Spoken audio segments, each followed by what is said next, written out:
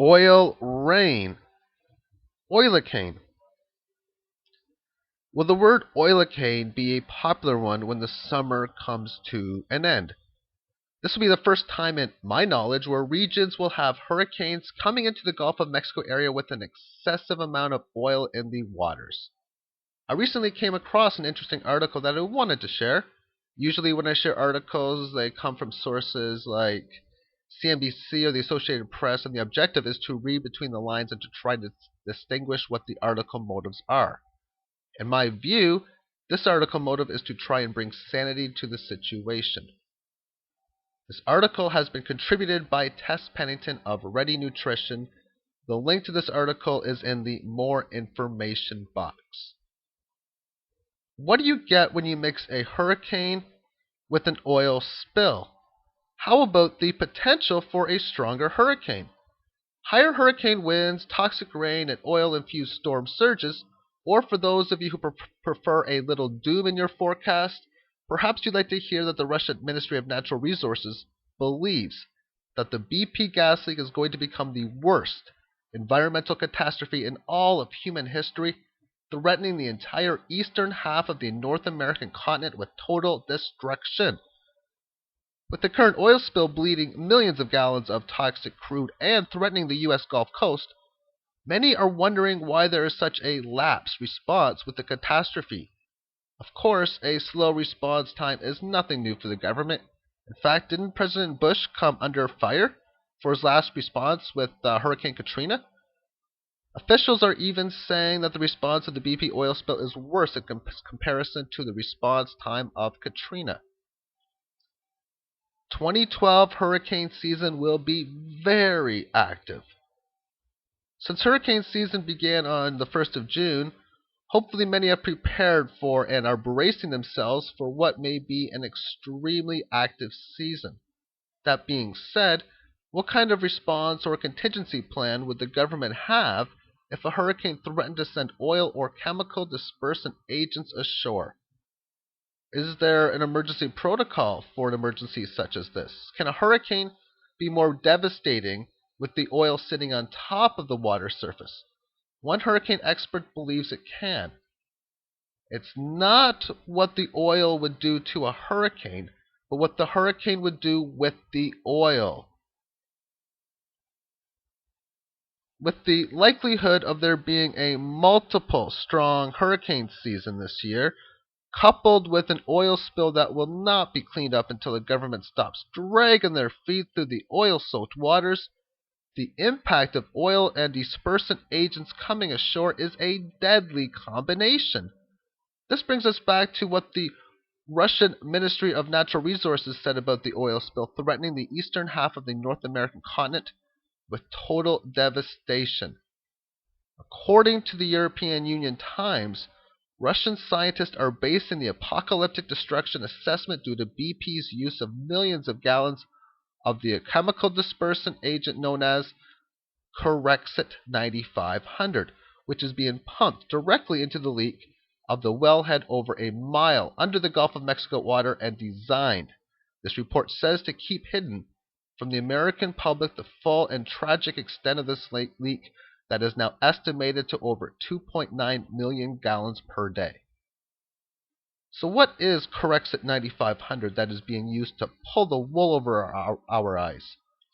Corexit 9500 and EC 9527A are chemical solvents that break up the oil into minuscule particles. The active ingredient in both Corexit 9500 and the other code is 60% 2-butoxyethanol, a neurotoxin pesticide that can be absorbed through the skin and cause damage to both human and aquatic life, causes cancer, as well as damage to internal organs, has a history of damaging reproductive organs as well as genetic mutations. Both of these chemicals are more toxic than oil and can cause long-term damage. The effectiveness of the chemical dispersements is mediocre at best. The effectiveness of Corexit 9500 is 54%, and the effectiveness of the other is 63%.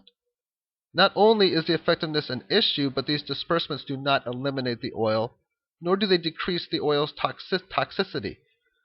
The worst part of this is when Mixed with the warm waters of the Gulf, its molecules will transition from a liquid state into a gaseous state, which can be absorbed by the clouds, thus causing toxic rain.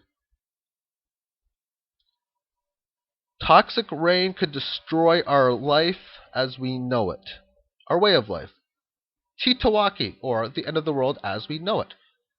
According to the European Union Times, the effects of toxic rain would theoretically destroy microbiological life and potentially set off the death of our food chains as we know it. If this happens, the entire food chain would be affected by this, from beetles to birds to the deer. In layman's terms, our way of life could be gravely threatened. Of course, this scenario depends entirely upon the timing of the hurricane and the direction it is headed. According to hurricane experts, if a hurricane passes to the east, the oil would be driven away from the coast. If it passes to the west of the oil slick, it would bring oil ashore. And storm surges would further bring oil and chemical-laden water onto land, thus corrupting and contaminating anything it touches. It would pollute vegetable marshes as well as areas prone to wildlife, not to mention our food and water sources. Due to the lack of information on this crisis, it's all speculation at this point, but what we do know is that if a person comes in contact with the fumes or dispersants from the crude oil, it can make it can make them very sick and affect their respiratory system. Additionally, if a person gets crude on their skin, prompt measures need to be taken to thoroughly clean the oil off. The link enclosed for information provided by the CDC on the effects of crude on the body and what symptoms to look out for. So in the more information box, you have this article that you are reading in here. It's got some few user comments on there also. And there's another link for ways of cleaning the oil off if that happens to become an issue for you. Final article, or a paragraph. The gravity of the situation. The reality of the situation is just as the temperature continues to increase, so does the potential threat of a hurricane or tropical storm. Those that live on the Gulf coastline should prepare earnestly for this year's hurricane season and take preparing seriously. The situation is too big to gamble your life on. The coastlines are already vulnerable due to the crude damaging the vegetation of the coastal marshes. Coastal marshes minimize the storm surges when it hits the coastline. Unfortunately, the government, in all of its infinite wisdom, is dragging their feet on yet another major disaster. But isn't the lapsed response and mismanagement to major emergencies the reason most of us are prepping and becoming more self-reliant? This is a potential the end of the world as we know it situation, and preppers in the surrounding area should be more aware of the severity of the situation and prepare accordingly. Those that are in the area should prepare for mandatory evacuations, toxic rain, stocking up on more storage food, water, and medical supplies.